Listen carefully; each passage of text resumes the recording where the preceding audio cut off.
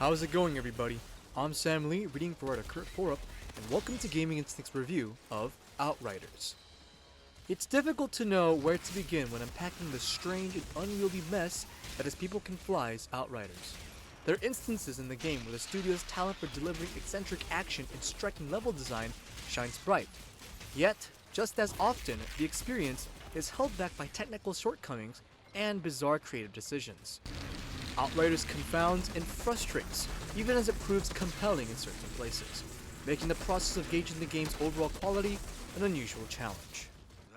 The game's initial premise suggests an experience that'll be coherent in theme and tone, if nothing else.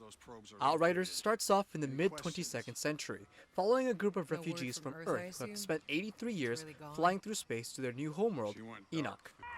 Upon reaching Enoch's surface, however, the group is waylaid by an unexpected energy surges and other pseudo-scientific phenomena that threaten the future of their colonization efforts.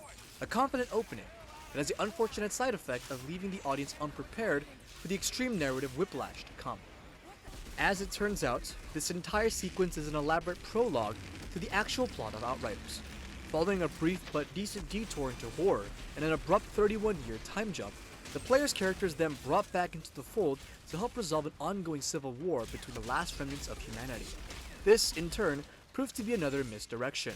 The war is a backdrop to the player's search for a mysterious signal from that first day on Enoch. If nothing else, the game's awkward introduction does offer a glimpse at the madness to come. The plot is aimless and wasteful of ideas for much of its runtime, managing to feel both convoluted and underdeveloped.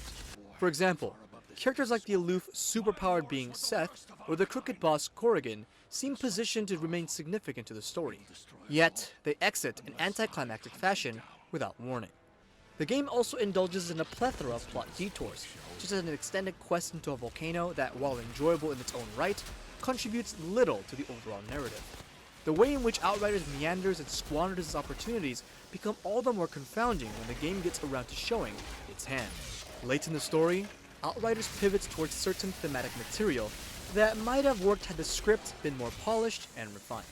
Without spoiling the specifics, the final third of the game goes into fairly dark territory that recontextualizes previous revelations about Enoch and its existing population in interesting ways. Unfortunately, the logical leaps required for said late reveals and twists to work are so ludicrous and baffling that they undermine the earnest efforts of the plot. Admirable though these narrative ambitions are, the reality is Outriders isn't in the position to follow through on them. If there is a saving grace to Outriders storytelling, it's that it often steps aside to allow the core cast to play off one another for decent drama. In particular, Dmitry Tepovetsky's jaded veteran Jacob and Lena Rosler's caustic psychic Chana have a tense dynamic that manages to pay off in a handful of compelling character moments. Chana? I go to the end of the fucking world and you're still in my fucking face?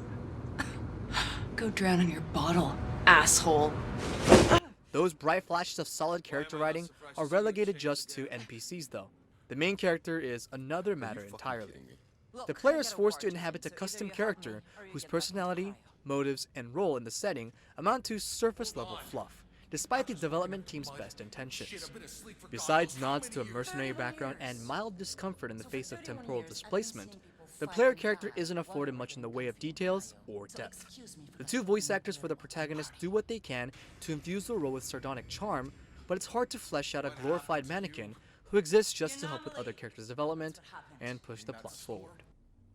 At the most fundamental level, Outriders is trying to merge the outrageous excess of third-person action with the deliberate progression systems of the looter-shooter action RPG mold.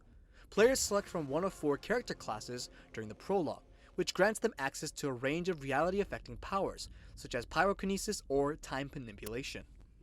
These powers grow more varied and powerful with the player's level, alongside an assortment of level-scaling weapons and equipment.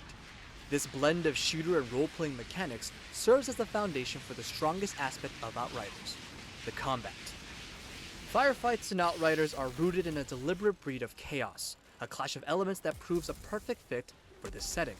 The shooting itself is serviceable in terms of basic game feel, but it's elevated by the goofy manner in which enemies explode into red mists and assorted limbs.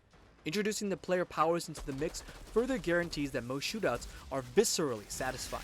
There's nothing quite like swirling around in a vortex made of time itself, turning living foes into gory detritus.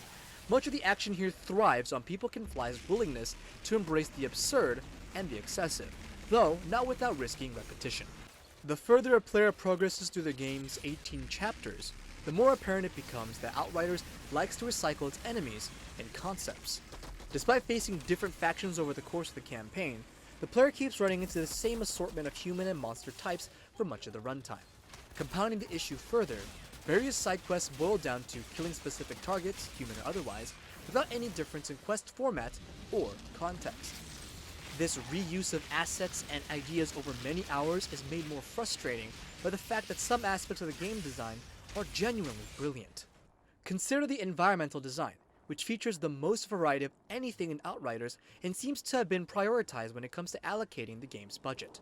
Outriders doesn't waste time driving the player out of the first major location, a decently realized but tiresome post-apocalyptic shantytown, and towards more vibrant locales.